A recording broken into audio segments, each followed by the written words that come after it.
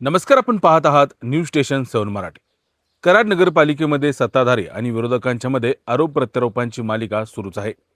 सत्ताधारी व नगराध्यक्षांनी केलेल्या आरोपांवर भाजपाचे नगरसेवक तसेच विरोधी पक्षनेते विजय वाटेगावकर यांनी पत्रकार परिषद घेऊन या आरोपांना प्रत्युत्तर दिलं आहे।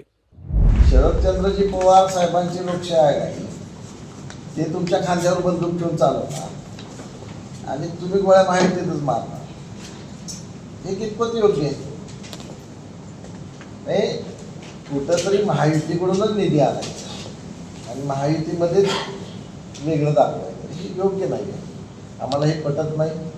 त्यांनी जे काही आरोप केले आमच्यावरती की आम्ही कुठलं टेंडर अडवलेलं नाही, आम्ही कुठल्या कामात त्यांना अडथळा केलेला नाही, आम्ही सभेतही गोंधळ करायला आलेलो नव्हतो।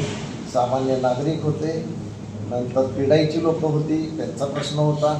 अशा लोकांना तुम्ही गुंड म्हणता, आमच्याकडे गुंड नसतात। आम्ही विकास कामाचे प्रश्न विचारतो, तुम्हाला जर विकास कामाच्या प्रश्नाची उत्तरं देता येत असतील तर विनाकारण कुठेही कराडकर जनतेला भरकटण्याचा तुम्ही प्रयत्न करू नका।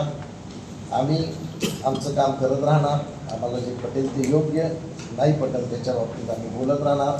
घनकचऱ्याचा प्रश्न, तिथं झालेला भ्रष्टाचार, इतर गोष्टींच्यावर झालेला भ्रष्टाचार, आज लेबर कॉन्ट्रॅक्ट नेमून पाक त्या आर्थिकची वाट लावलेली नगरपालिकेची, तिथला विषय असेल आम्ही मांडत राहणार आणि जनतेचे प्रश्न आम्ही मांडणार। माननीय अतुल बाबा भोसले यांच्या माध्यमातून जेवढा काही शहराचा विकास करता येईल त्यासाठी आम्ही सातत्यानं प्रयत्न करत राहणार।